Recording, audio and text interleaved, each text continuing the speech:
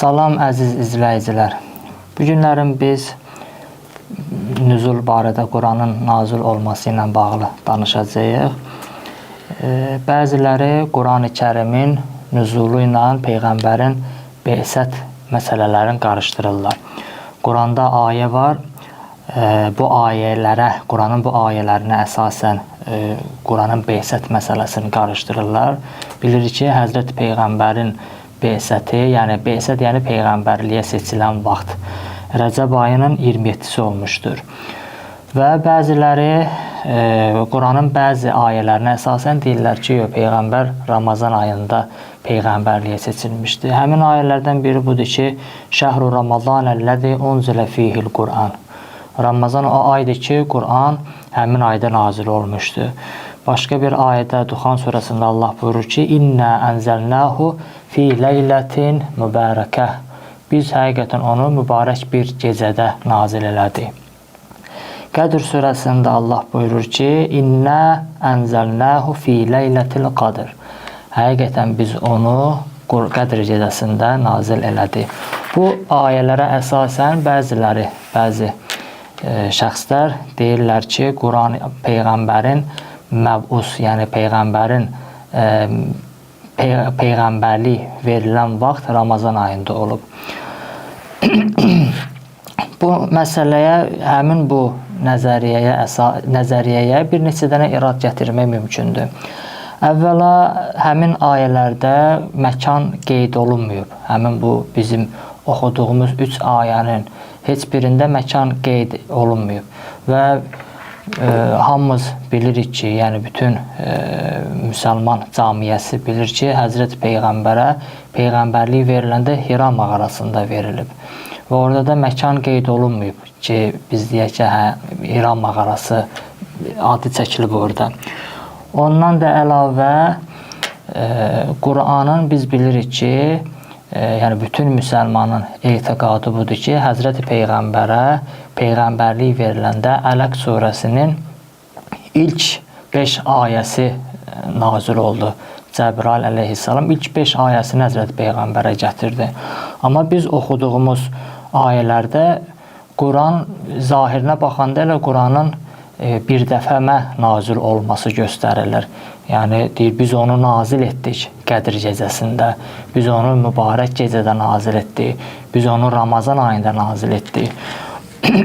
Bunlara biz baxanda ayənin zahirindən elə Quranın bir dəfəmə nazil olması çıxır və Ələq surəsinin amma 5 ayəsi Peyğəmbərə nazil olmuşdu, Peyğəmbərlik verilən vaxtı, ilk vaxtı.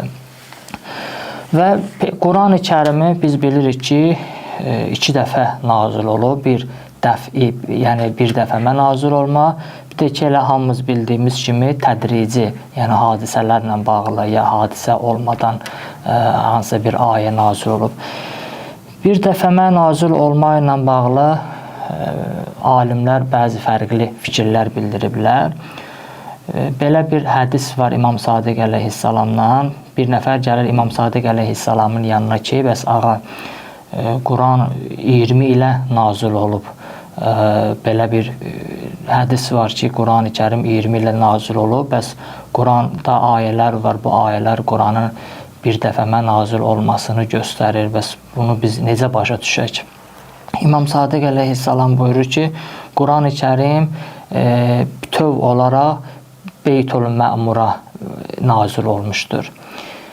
Beytül-Məmura nazil olandan sonra yavaş-yavaş tədricən Həzrət Peyğəmbərə Allah Cəbrail vasitəsilə ayələri nazil eləmişdi.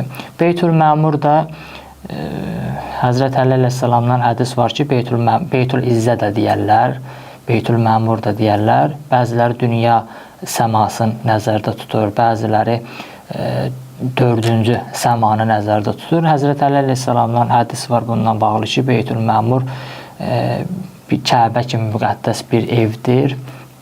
Yerdə necə Kəbə evidir müqəddəs, ən müqəddəs yer. Göydə də həmin Beytül-Məmurda 70.000 mələk hər gün oranı təvaf eləyərlər, ziyarət eləyərlər. Və imam da buyurur ki, həmin Allah Qədr gecəsində, Ramazan ayında deyəndə, yəni bir dəfə bütöv formada Beytül-Məmura göndərib Quran-ı Kərim ora nazil olub, oradan da tədricən yavaş-yavaş Həzrət Peyğəmbərə nazil olub. Bu hədisə Şeyx Müfid deyir ki, bu hədis ahad hədisdir, mütəvatir deyil, bu hədis dəlil ola bilməz və Şeyx Müfidin nəzərinə görə, fikrinə görə Quran-ı Kərimdə Allah bu ayələri deyib, yəni Quranın bir hissəsi, bir parçası Ramazan ayında nazil olub Quran-ı Kərimin. Şeyx Səduq əsasən bu hədisə əsas gətirir ki, bu hədisə əsasən birinci Beytül Məmura, sonra bütöv formada Beytül Məmura nazil olub, ondan sonra tədricən yavaş-yavaş Həzrət Peyğəmbərə nazil olub. Amma Əllamə Təbətəbai fərqli bir nəzər sürür.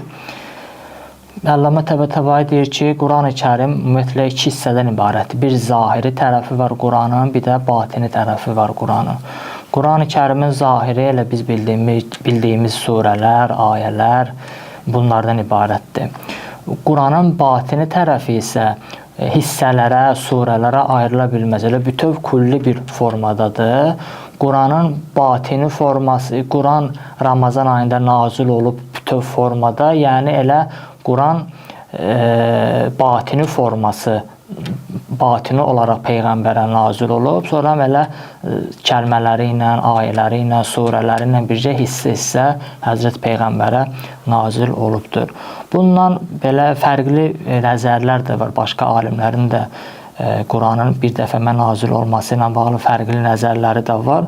İndi biz bu qədəri məncə kifayət eləyər. Quran-ı Kərimin bu bir dəfə nazil olması ilə bağlı alimlərin fərqli fikirləri idi. Amma Quran-ı Kərimin tədrici nazil olması da var. Yəni həm bir dəfə, bir də tədrici. Yəni hansısa bir hadisə ilə bağlı ayə nazil olur, hansısa bir sual verirlər Həzrət Peyğəmbərə, o suala cavab olaraq ayə nazil olur. Ya heç bir nə hadisə, nə bir sual verirlər Peyğəmbərə, sadəcə insanlara hansısa bir xəbəri çatdırmaq üçün ayə nazil olur.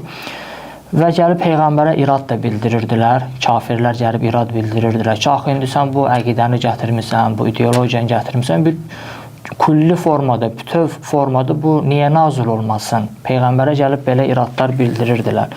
Quran-ı Kərimin tədricən nazil olmasının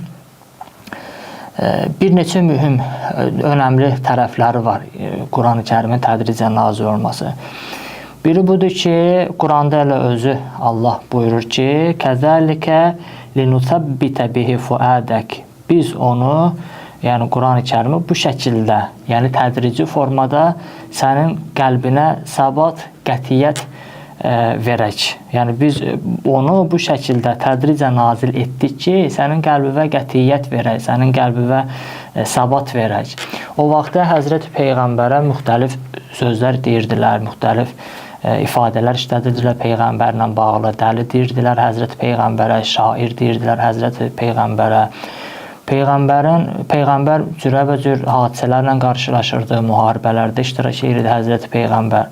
Biz əvvəlki söhbətlərimizdə də dedik ki, Peyğəmbərin mənəviyyatı nə qədər böyük olsa da, nə qədər geniş ruhiyyəli bir insan olsa da, vəhiy Peyğəmbərə nazil olsa da belə, o da bir insandır.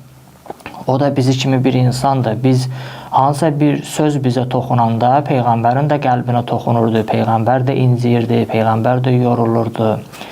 Peyğəmbərə gəlib dəli deyirdilər. Məsələn, Peyğəmbər gəlirdi, söz danışırdı Həzrət Peyğəmbər. Bir də yenə şairliyi tutdu, məsələn. Nəsə bir söz deyirdi, gəlib deyirlər ki, bu dəlidir, məsələn, buna fikir verməyin. Məsələn, biraz cəsarət ilə bu sözləri deyirəm. Yəni kafirlər deyirdilər Həzrət Peyğəmbərə. Bu şəxsdə məsələn çatmır, bu şəxsin başı çatmır, buna fikir verməyin. Bu sözlər Peyğəmbərin qəlbinə toxunurdu. Peyğəmbərin dişini daş atıb dişini sındırmışdılar Həzrət Peyğəmbərin. Bu hadisələr Peyğəmbərin qəlbinə toxunurdu. Peyğəmbər narahat olurdu. Peyğəmbər də inciyirdi. Peyğəmbər də ağırlıq hiss eləyirdi. Belə hallarda məsələn Allah ayə nazil edirdi Həzrət Peyğəmbəri biraz rahatlaşdırmaq, psixoloji bir dəstək durmaq üçün. Məsələn Həzrət Peyğəmbərə hər söz dedilər, qəlbə toxunan sözlər deyirdilər Həzrət Peyğəmbərə. Allah Peyğəmbərin bir növ qəlbini yüngülləşdirmək üçün Allah ayə nazil elədi ki, fələ yəhsunka qovluhum. Onların sözlərinə görə hüzünlənmə, qəmlənmə, fikir eləmə. İnnə nə'ləmu mə yusirruna və mə yu'linun. Biz onların qəlblərində gizlətdiklərini və dildə deyib aşkarda etdikləri hər şeyi biz bilirik. Onlar sənə nə söz deyirlər, sən buna görə qəmlənmə, buna görə kədərlənmə. Allah bir növ Peyğəmbərə psixoloji bir dəstək dururdu. Tədricən, belə deyək də, məsələn, Peyğəmbər bilirdi, deyək ki, belə bir ayə var. Quran-ı Kərimdə belə bir ayə var. Bir də var ki, bunların sözləri ilə qarşılaşır, pis fikirləri ilə qarşılaşır, ittihamlarla qarşılaşır, narahat hiss eləyir. Vəhiy gəlir, Cəbrail gəlir ki, Allah belə bir ayəni deyir sənə. Peyğəmbər artıq bir növ psixoloji bir dəstək alırdı belə ayələr nazil olanda. Və başqa məsələlərdə, məsələn, müharibədə yorğunluq olanda, ruhi yorğunluq olanda, fiziki yorğunluq olanda Allah ayə nazil edirdi Peyğəmbər. Bu ayə ilə bir növ bizim indiki dillə desək bir növ motivasiya alırdı da Həzrət Peyğəmbər. Digəri də Quranın tədricən nazil olmasının önəmli səbəblərindən biri də budur ki, ümumiyyətlə belə deyək, yanlış bir əqidəyə, yanlış bir rəftara mürtəkib olan bir cəmiyyəti biz gəlib birdən-birə o şeydən ayıra bilmərik. Ərəb müşrikləri şəraba elə qurşanmışdılar, ribaya elə qurşanmışdılar ki, yəni bunlara gəlib birdən-birə onlara qəti qadağan hər bir şey, nə qədər şeylərə ki, məsələn, belə deyək də fərziyə 50 dənə düzgün olmayan bir işə mürtəkib olub, Peyğəmbər də gəlir bunların hamısından bir dəfə əmr edir ki, ayrılmalısınız. Bu bir növ insanlar üçün bir yük olardı. Tədricən lazım idi insanları maarifləndirmək, insanları düzgün əxlaqa çəkmək, Allahın istədiyi işlərə cəlb eləmək. Bu tədricən lazım idi. Ki, həmin tədricən nüzul da ən önəmli səbəblərdən biri bu idi ki, Peyğəmbər yavaş-yavaş bir gün gəldi, dedi ki, namaz sizə vacibdir, bir gün gəldi, dedi, namaza içkili yaxınlaşmayın, içkisiz halda yaxınlaşın. Yavaş-yavaş insanları bir əxlaqi məsələlərə çatdırdı, əxlaqi məsələlərə dəvət elədi. Axırda tam formada dedi, bu formada olmalıdır. Və digər önəmli səbəblərdən biri də budur ki, Quran-ı Kərim tədricən nazil olub, ona görə ki, bir növ təhrifdən qorunub. Yəni, hansısa bir hadisə baş verib, hansısa bir kimsə gəlib sual verib, ayə nazil olub, nəsə bir hadisə baş verib, ayə nazil olub, ya deyə Peyğəmbər yorulub, məsələn, ya hansısa kafirlərin sözləri Peyğəmbərə toxunub, narahat edib, bununla bağlı ayə nazil olub. Müsəlmanlar da hadisə ilə bağlı ayə nazil olanda artıq rahat şəkildə zehinlərində saxlayırdılar. Rahat şəkildə də Quranı hifz eləyə bilirdilər. Və bu şeylərlə Quran təhrifdən artıq qorunurdu. Və insanlar, müsəlmanlar həm rahat şəkildə ayələri öz həyatlarında tətbiq eləyə bilirdilər və həm də rahat şəkildə ayələri öz zehinlərində olduğu kimi, məsələn, bu kəlmədən qabaq vav hərfi gəlibsə, elə vavla da ayəni əzbərdən deyirdilər. Bugünkü söhbətimiz bu qədər. Sağ olun, Allah amanında.